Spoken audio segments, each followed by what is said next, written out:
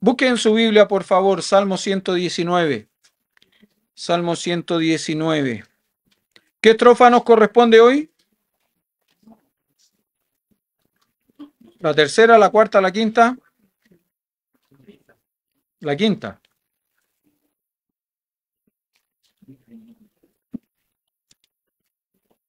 No, la cuarta. ¿O la quinta?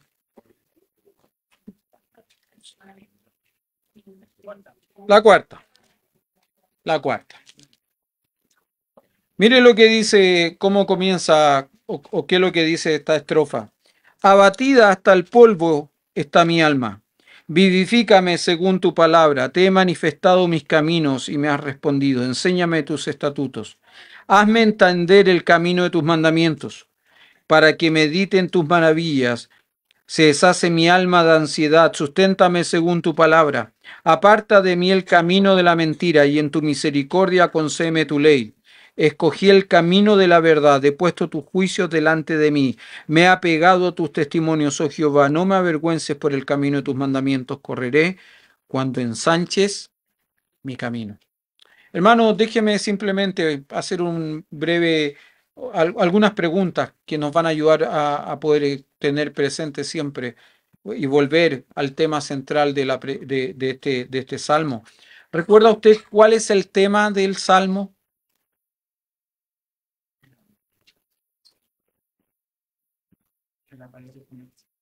Ya, la palabra de Dios, ¿no es cierto? Es sí, es el salmo en sí lo que hace de este salmo en particular, Salmo 119. Ya, pero ese es el título, ¿no? Como título general. Ahora, ¿qué es lo que hace el Salmo 119? Dijimos ensalzar la palabra de Dios, exaltar la palabra de Dios y hacernos entender cuál es la importancia de la palabra de Dios en la vida de un creyente. ¿Sí? Pero se acuerda que en la primera predicación simplemente mencioné que John MacArthur declara o dice que el tema central de este salmo es cómo, ¿cómo se llama? Me olvidé. Cómo vivir una vida real en un mundo real. ¿Se acuerda? Y cómo la palabra de Dios nos ayuda en ese vivir una vida real en un mundo real. ¿Se acuerda que mencionamos eso? ¿Sí? ¿No? ¿O como perrito taxi? ¿Sí? ¿Se acuerda o no? ¿Sí? Por eso, hermanos, siempre le animo, es bueno anotar, tomar notas. Siempre es bueno, porque la memoria es frágil.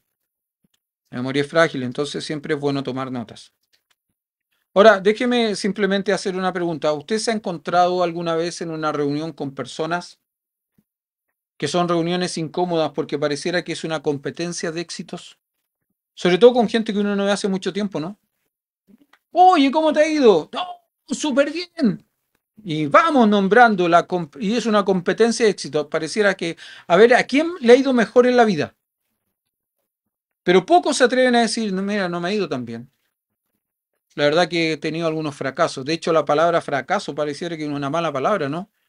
Está ahí casi un garabato. No voy a mencionar garabatos porque no puedo, pero casi un garabato, ¿no? Usted dice esto otro, y dice este otro, y dice este otro, y fracaso. Pareciera que es una mala palabra. Pero honestamente, la palabra fracaso no es una mala palabra. Es más, es una realidad. Fíjese que hace un par de meses ya asistimos con el hermano Mauricio Vilches, el director general de la facultad, fuimos a una conferencia misionera de evangelismo global. Muy buena conferencia, muy interesante conferencia, pero lo que más me impresionó fue que en una de las sesiones de la conferencia, un hombre, un misionero, un misionero americano que hoy está sirviendo acá en el sector sur, en el sector de las Vizcachas hacia arriba, Cajón del Maipo, en esa zona, un misionero americano llamado Joel Solomón, nos habló un poco de su experiencia y él dijo lo siguiente, él nos habló de su experiencia ministerial en Colombia Él se crió, mire, para que se entienda, siendo misionero, hijo de misionero americano, se crió en Argentina. Y él decía, con todo lo que eso significa, ¿no? Imagínese un gringo criado por argentinos, que se va a vivir a Colombia. Interesante. Yo me lo imaginaba y entonces dijo, el Señor tuvo que darme tuvo que enseñarme rápidamente, forzosamente, lo que es humildad. Y él dijo, ¿saben qué? Yo estuve a punto de abandonar el ministerio después de 2 fracasos ministeriales intentando fundar una iglesia nueva, una obra nueva, y después de un ataque al corazón. Después de 2 fracasos ministeriales y un ataque al corazón, yo estuve a punto de abandonar el ministerio. Y fui y hablé con mi esposa y le dije, no sigo más, me voy, nos vamos, le dije a mi esposa. Y mi esposa me dijo, te vas. ¿Quieres abandonar? Ándate. Yo me quedo acá, seguiré acá sirviendo al Señor y esperando para cuando quieras volver. Eso lo dijo el misionero, ¿no? El gringo. Yo pensaba que eso pasaba en Chile nomás. No, no, sí. O en familia o en matrimonio chileno nomás. No, pasa allá también. El asunto es que dijo el gringo, no me atreví, no quise abandonar a mi esposa y su persistencia y su oración me hizo permanecer y seguir sirviendo al Señor. Y hoy día está sirviendo al Señor acá, como dije ahí en sector de la Vizcacha. Me acuerdo que cuando terminó la sesión, yo lo personal me acerqué y le di las gracias y le dije, ¿sabe? Quiero agradecerle porque pocas personas se atreven a hablar tan abiertamente de sus fracasos, de sus derrotas. Siempre vamos hablando de nuestros éxitos. Mire, hermana, hasta en nuestro mundo pastoral, ¿no? Nos juntamos en reunión de pastores. Hoy, ¿cómo está la iglesia? No, ahí estamos creciendo, ¿no? 15 discipulados, 25 bautismos, le predicamos a 30 personas, 60 tomaron decisión. Números, números, números. Yo recuerdo, ¿no? Haber estado en reuniones donde, ¿quién predicó el Evangelio esta semana? ¿Cuántas personas tomaron decisión por Cristo? 5, 6. Parecía remate la cuestión. Y cuando uno no se atrevía a levantar la mano, o cuando uno le había predicado uno solo y ese solo había tomado decisión por Cristo, como que uno no se atrevía a decirlo, ¿no? Porque ¿cómo voy a quedar en vergüenza con uno al lado de otro que tenía 5? Números, números. Estamos tan orientados hacia el exitismo, hacia los números, que hablar de fracasos, no. Pero hermano, si usted va a vivir una vida real, en un mundo real, usted va a experimentar fracasos. Usted va a experimentar situaciones donde no logra éxito, donde no tiene éxito, que la vida real es así. Hermano, no todos los días son buenos, no todos los días son buenos. Lo que usted no se puede permitir es vivir temporadas malas, que se prolonguen en el tiempo, donde usted no quiera salir adelante. Eso no se lo puede permitir. Me impactó mucho la historia el cuento que contó hermano Iván esta mañana, ¿no? El cuento que nos leyó, no que nos contó, que nos leyó. Me impactó mucho, porque hay una realidad tras ese cuento. ¿Sabe cuál es la realidad? Que muchas veces nosotros en nuestras vidas no reflejamos lo que decimos que somos. Y la gente que nos observa, que nos mira, no logra ver a Cristo en nosotros, porque lo único que ve en nosotros es amargura, es pleito, es enojo, es ira, es contienda. Yo me recuerdo al pastor Andrés los primeros años en la iglesia en Recoleta, cuando a veces preguntaban, ¿hay gozo o no hay gozo? Sí, sí hay gozo, dígaselo a la cara, decía él. Ahora, hermano, déjeme decirle, no todos los días son buenos. No todos los días son buenos. Pero lo que usted no se puede permitir son temporadas malas. Como alguien dijo, usted no puede evitar que pájaros vuelen sobre su cabeza. Pero lo que no puede permitir es que pájaros aniden en su cabeza. ¿Por qué estoy diciendo todo esto? Porque mire cómo dice, cómo comienza esta sección, esta estrofa de este salmo. Abatida hasta el polvo está mi alma. Vivifícame según tu palabra. Ahora, eso lo dice en el 25, pero si usted va al verso 28, lo dice de una manera muy similar. Se deshace mi alma de ansiedad. Susténtame según tu palabra.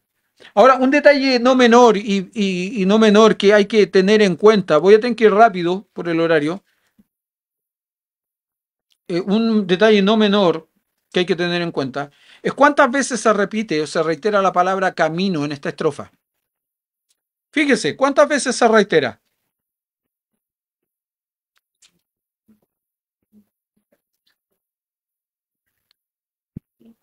5 veces.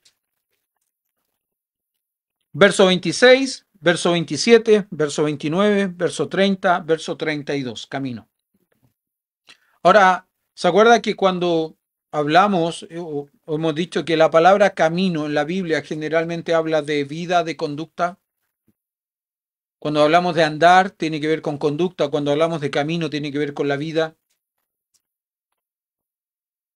Y esta sección está hablando de cosas prácticas de la vida. Por eso que se reitera la expresión camino. Y hermano, en la vida hay angustias. En la vida hay ansiedades. En la vida hay temores. Hay tristezas. Hay penas. Hay fracasos. Y decir algo distinto a eso no tiene sentido. Para los futboleros probablemente conocerán el caso de un hombre que se llama Mario Salas. Fue jugador de fútbol, jugó en Colo-Colo. Era un pica piedrero, ¿no? Jugaba en el medio campo, mordía, pegaba como ninguno. Con los años se convirtió en entrenador de fútbol y un entrenador exitoso.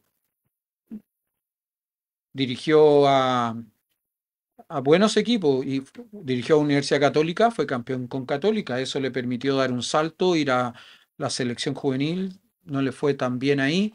Volvió para ser entrenador de Colo-Colo. Con Colo-Colo no le fue muy bien. Y empezó a ir, ¿no?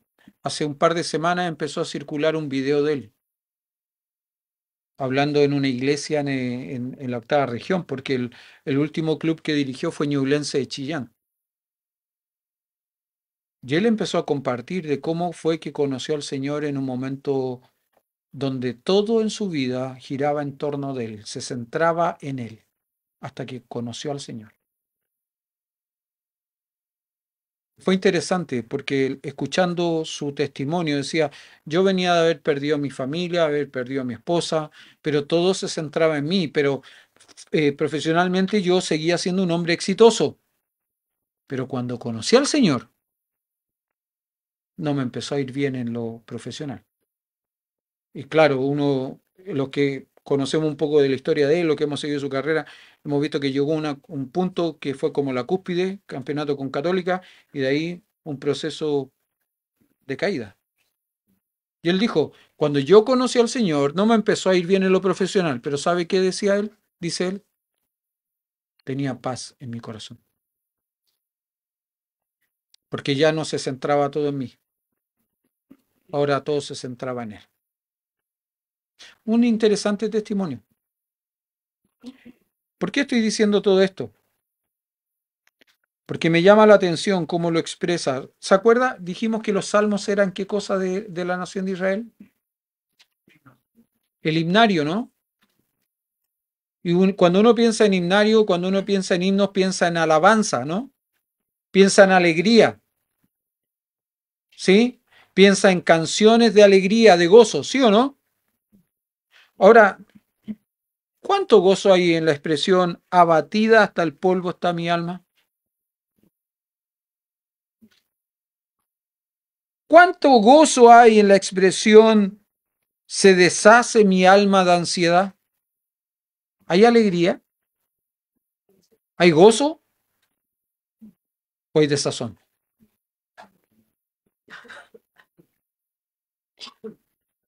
No hay gozo, ¿no? ¿Sabe qué me llamó la atención? Me llamaron la atención estas expresiones, entonces dije, pucha, ¿cómo las dirán en otras versiones? ¿Cómo habrán escrito esto en otras versiones? Por ejemplo, abatida hasta el polvo está mi alma, verso 25. La Biblia de las Américas dice, postrada está mi alma en el polvo. La NBI dice, postrado estoy en el polvo. Como que tiene el mismo sentido, ¿no? Pero mire lo que dice la Reina Valera contemporánea. Me siento totalmente desanimado. Mire cómo lo expresa ahora la siguiente frase, la del verso 28, se deshace mi alma de ansiedad. La Biblia de las Américas, de tristeza llora mi alma. La NBI, de angustia se me derrite el alma. La Reina Valera contemporánea, la ansiedad me corroe el alma. De nuevo, como le decía, aquí pareciera que no hay mucha alegría, ¿no? No hay mucho gozo. No hay victoria. Más bien hay angustia, hay tristeza, hay ansiedad. ¿Sabe por qué? Porque esas son cosas de la vida real. Son experiencias que vamos a vivir en una vida real. Van a haber momentos de angustia, van a haber momentos de ansiedad, van a haber momentos de tristeza, van a haber momentos de dolor. Y déjeme decirle, hermano, cuando usted siente dolor, cuando siente angustia, cuando está triste, cuando está viviendo una situación extrema que le lleva a esta condición, no está pecando. No está pecando. Está viviendo su vida real, lidiando con emociones que son reales, emociones que el Señor puso en usted, porque Él nos creó con emociones. Pero lo que usted no puede permitir o no puede permitirse es que esas emociones tomen el control de su vida para siempre, ¿no? Ahora es interesante porque fíjese como dice el salmista, ¿cuál es la respuesta al hecho de que su alma esté abatida en el polvo? A que se sienta completamente desanimado, como decía la Reina Valera contemporánea. ¿Cuál es la respuesta a eso? Según el texto bíblico.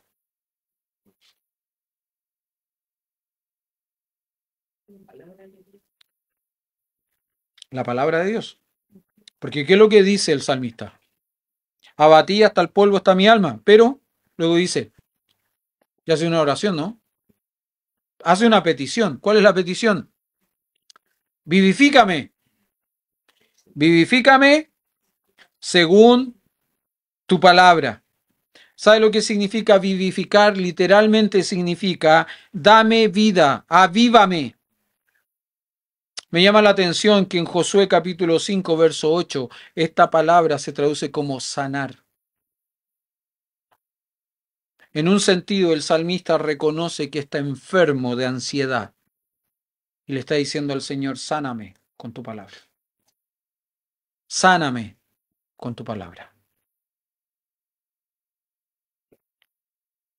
Hebreos capítulo 4, verso 12 dice que la palabra de Dios es viva y eficaz y más cortante que toda espada de dos filos y penetra hasta partir el alma y el espíritu, las coyunturas y los tuétanos y discierne los pensamientos y las intenciones del corazón. ¿Sabe por qué la palabra de Dios puede vivificarnos? ¿Sabe por qué? Porque la palabra de Dios es viva. Y una palabra viva, que es el fiel reflejo de un Dios fiel y vivo, tiene la capacidad de vivificarnos, de volver a darnos vida cuando pareciera que la hemos perdido. Es por eso. Es por eso que podemos rogar y clamar al Señor que nos vivifique, que nos avive. Mire, hermano, mucho se habla de avivamiento en iglesias, ¿no? Mucho se habla de la necesidad de un avivamiento en la iglesia evangélica chilena.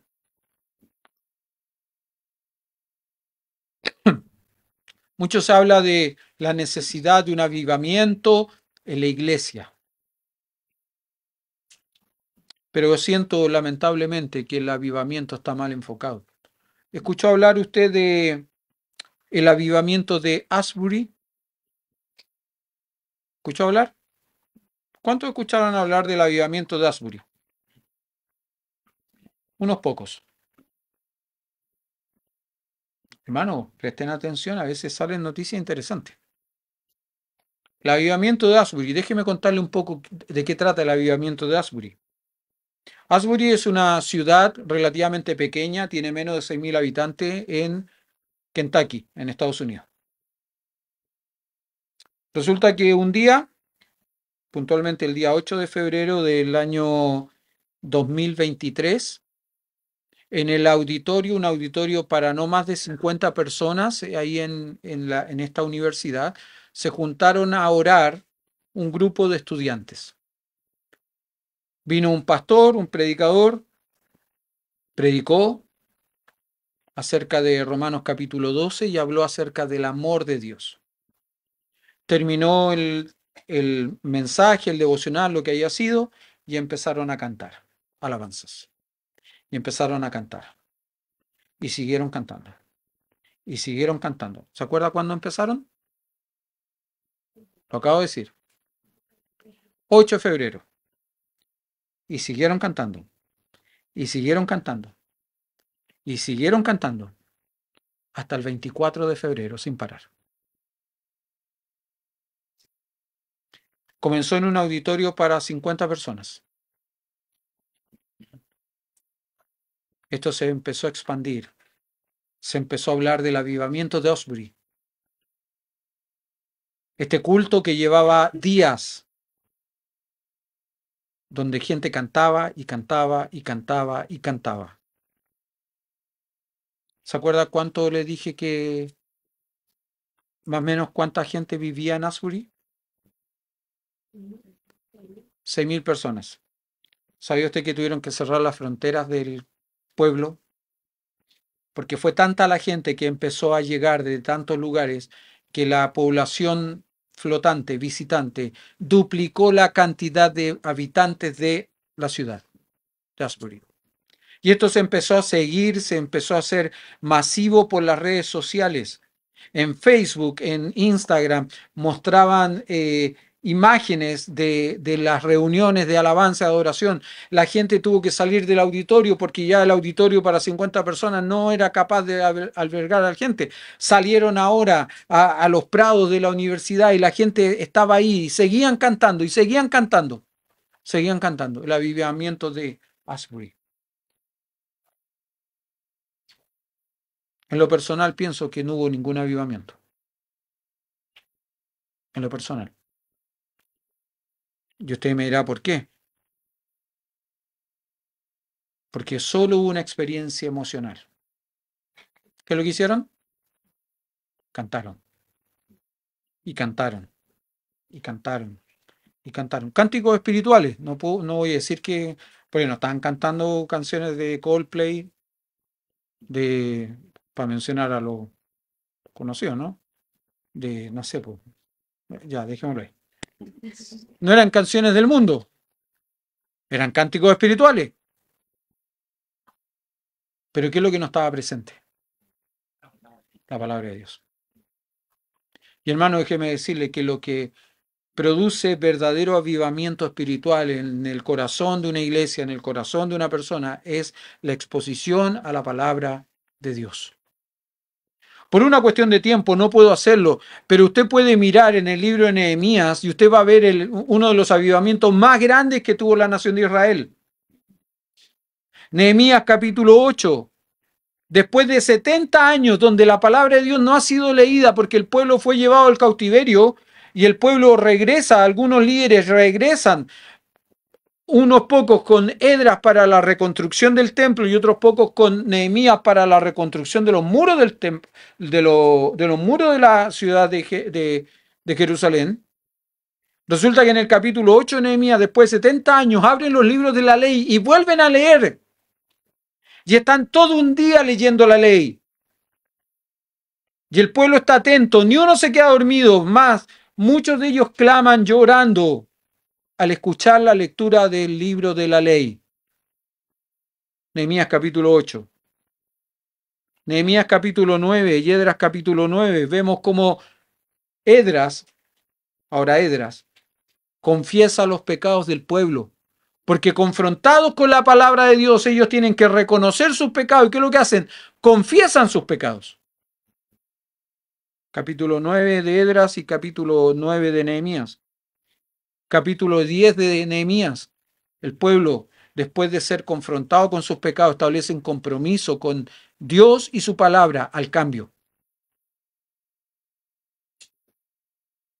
Y algo que parece muy fuerte, muy drástico, Esdras capítulo 10. ¿Sabe lo que hace la nación? ¿Sabe lo que hace el pueblo? Aquellos hombres que reconocen que han pecado contra Dios porque se casaron con mujeres paganas y tuvieron hijos con mujeres paganas, mujeres extranjeras, que no son parte de la nación de Israel. ¿Sabe lo que hace? Despiden a las mujeres y despiden a sus hijos y los echan. Y eso podría parecer muy extremo, ¿no? Presta atención acá.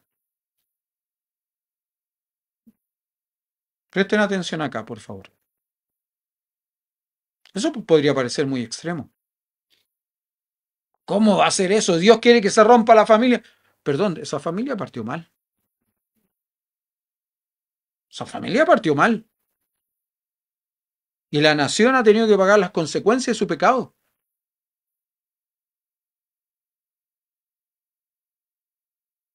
¿Esto se produce después de qué? Después de que la ley de Dios, la palabra de Dios, es leída a todo el pueblo por varias jornadas, donde el pueblo se sienta o se está de pie, no sé cómo estarían, escuchando cómo se lee la ley del Señor, lo que produce un verdadero avivamiento. Porque hermano, un verdadero avivamiento no es llorar, un verdadero avivamiento no es cantar con las manos arriba. Un verdadero avivamiento no es venir al culto, todos los cultos, a la iglesia todas las veces que se pueda, en todas las reuniones que se pueda. Eso no es verdadero avivamiento. Eso es proselitismo religioso. Un verdadero avivamiento es una vida transformada, una vida cambiada por la palabra de Dios.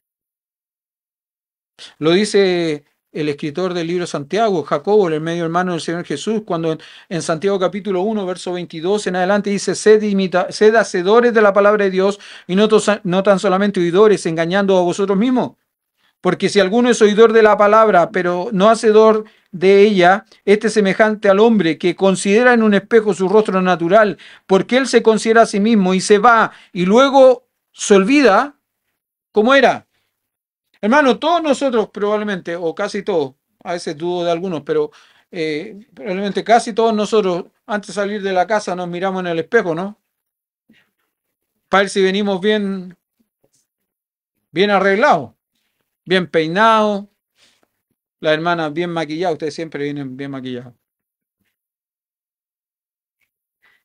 ¿no? Tú estás soltero hoy día, puedes hacer todos los gestos que queráis. Eh, Probablemente todos nos miramos en el espejo, ¿no? Ahora, si yo me miro en el espejo y veo que vengo chascón y no hago nada, algo raro hay, ¿no? Hermano, déjeme decirle una cosa. La palabra de Dios es el espejo del alma de un hombre. Es donde el hombre debiese mirarse todos los días para ver si hay algo que cambiar. Porque el verdadero cambio, el verdadero avivamiento es ese. Yo puedo decirle al Señor, Señor, tengo mi alma abatida, tengo mi alma deshecha, tengo mi alma rota. Y luego decirle, vivifícame con tu palabra, pero no querer hacer cambio, no importa. Voy a seguir con el alma deshecha, voy a seguir con el alma rota. Hermano, si usted está pasando tiempos malos, usted está pasando temporadas malas, no llore, no se victimice, no ande por los rincones de su casa, por los rincones del templo, sufriendo. ¡Ay! Vean cómo sufro. No, miren la palabra de Dios. Busque consuelo en la palabra de Dios. Va a haber gente que le va a querer animar, va a haber gente que le va a querer acompañar, pero asegúrese que esa gente venga con el consejo de la palabra de Dios, animándole, acompañándole. Porque si no, va a seguir igual, no va a cambiar, no va a cambiar. Como le dije, la palabra de Dios es el espejo al alma, al cual cada hijo de Dios debiese mirarse cada día para buscar soluciones. Verso 28, nuevamente el salmista expone su ánimo bajo, ¿no? Se deshace mi alma de ansiedad. ¿Y qué es lo que dice ahora? Susténtame, susténtame con tu palabra. Fíjese cómo nuevamente la respuesta a la angustia, la ansiedad del salmista es la palabra de Dios. Pero ahora él pide y le dice, susténtame con tu palabra. Y eso me hizo recordar algo, me hizo recordar unos textos que son bien interesantes. Jeremías capítulo 15, verso 16. Fueron allá tus palabras y yo las comí. Tu palabra me fue por gozo y por alegría de mi corazón. Mire, los que sufrimos de diabetes, yo sabía que para algo me iba a servir la diabetes. Los que sufrimos de diabetes creo que sabemos cuándo nos da la chiripiolca, ¿no? Cuando nos da la baja. O la baja o la alta, no sé. Empezamos como que a tiritar, empezamos a transpirar helado, como que nos sentimos medio debiluchos, ¿no es cierto? Uno sabe, ¿no? ¿Y qué es lo que tiene que hacer cuando se siente así?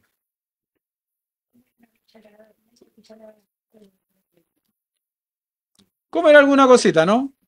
La señora dice media cucharada de azúcar. El otro día a mí me dieron una galleta con manjar. Listo. Yo antes pensaba, siempre decía esto, ¿no? Me dio fatiga. Tráiganme una marraqueta. Ahora cuando me da fatiga la marraqueta no me hace nada.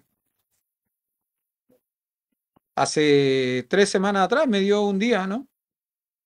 Y me sentí mal, tomamos 11, y que ya con la 11 se me va a pasar, no se me pasó.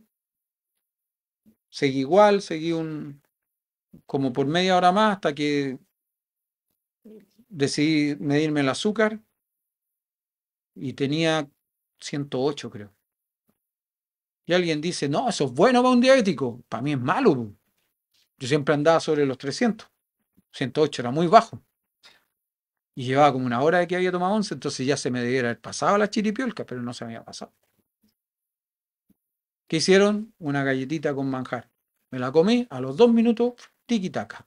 Se me pasó el hormigueo de los brazos, todas las cosas. Fíjese que el salmista dice algo interesante, ¿no? Fueron allá tus palabras y yo las comí. Y pareciera que la palabra de Dios surtió el mismo efecto que la galletita con manjar. Porque para él, ¿qué fue? Gozo y alegría a su corazón. La misma acción, ¿no? Fue gozo y alegría al corazón. Fíjese que él pide primero, vivifícame, avívame, dame vida de nuevo por tu palabra. Ahora le dice, susténtame. No sé si se acuerda, pero en el libro de Primera de Pedro, en la carta de Primera de Pedro, el apóstol Pedro dice lo siguiente, Primera de Pedro capítulo 2, verso 1 en adelante, desechando pues toda malicia, todo engaño, hipocresía, envidia y todas detracciones, desead como niños recién nacidos, ¿qué cosa? La leche espiritual no adulterada para que por ella crezcáis para salvación. Si es que, verso 3, siempre me llama la atención el verso 3, si es que habéis gustado la benignidad del Señor. ¿Sabe por qué me llama la atención el verso 3? Porque pareciera que está en condicional. Pareciera que está en condicional. Si usted no ha gustado la benignidad del Señor, usted no va a desear la palabra de Dios como una leche espiritual no adulterada. No la va a disfrutar, pues. Porque la palabra de Dios es la palabra de Dios. Y si usted no es un hijo de Dios, si usted no es un hijo de Dios, a usted no le importa lo que Dios dice. A usted le da lo mismo lo que Dios dice. Entonces usted nunca va a desear saber lo que Dios dice. Usted nunca va a desear la palabra de Dios como esta leche espiritual no adulterada. Porque usted no es un hijo de Dios. Y como no es un hijo de Dios, no va a poder producir, no va a poder realizar lo que dice en el verso 1, ¿no? No va a poder desechar la malicia, el engaño, la hipocresía, la envidia, las distracciones. El salmista le decía a Dios, Dios, susténtame. Susténtame con tu palabra.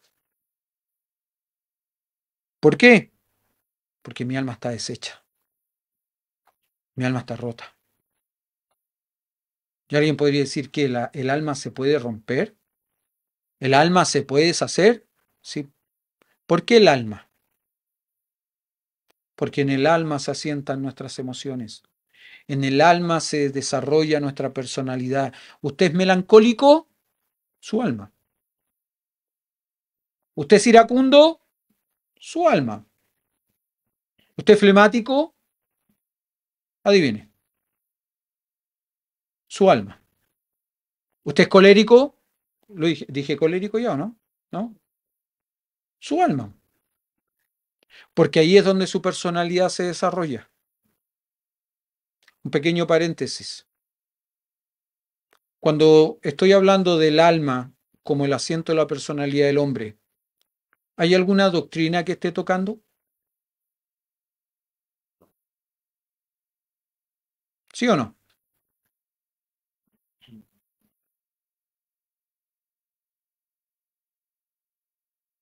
¿Alguien sabe o no? No. Si no, para avanzar nomás, pues.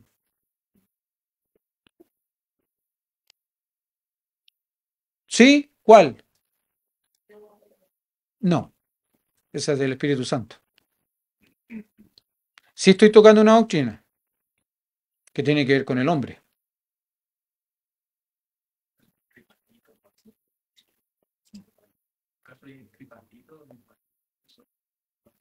No, no, ese otro considerando, pero que está dentro de la doctrina. Es antropología, hermanos.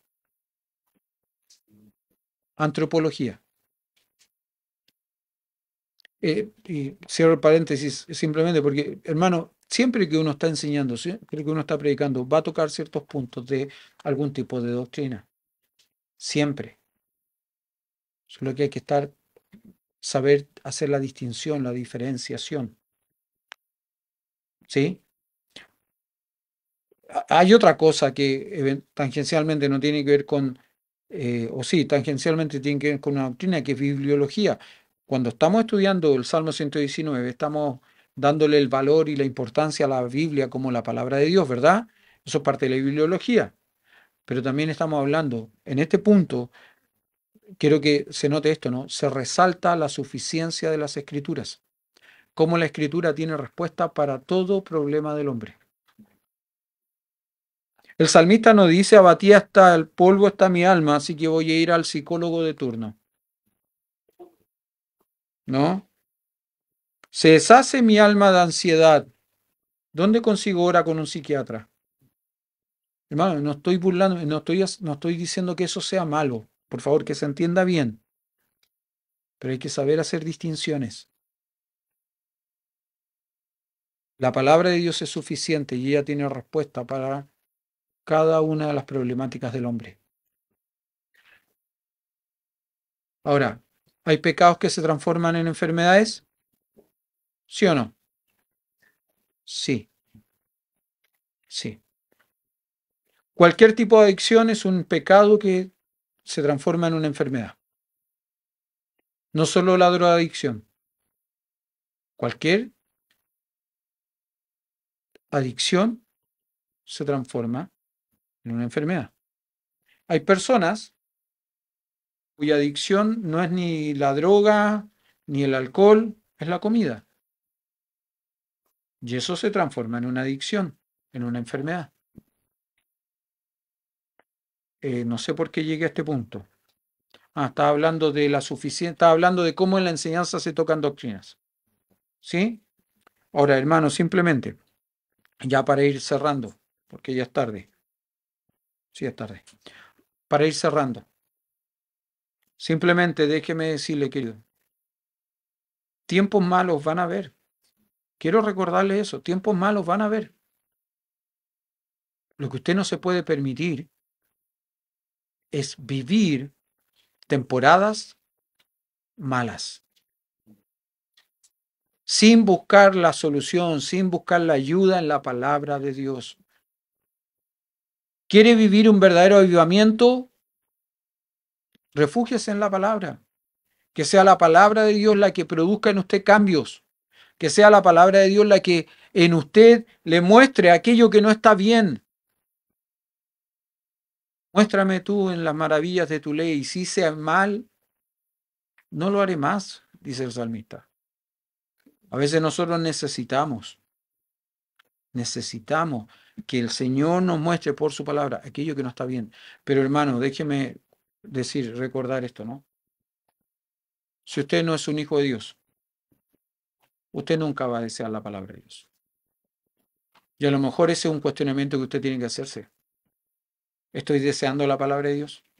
¿Estoy amando la palabra de Dios? ¿Estoy leyendo la palabra de Dios? ¿La palabra de Dios es importante para mí o no es importante para mí? ¿Será que no me importa porque realmente no soy un hijo de Dios? Pues soy un convencido y no convertido. Porque desde pequeño he ido a la iglesia y, bueno, todos mis amigos asistieron a la iglesia y yo me bauticé con los amigos de mi iglesia y llevo tantos años en la iglesia, pero nunca he tenido un encuentro personal, no con la iglesia, sino con el Cristo, que es la cabeza de la iglesia.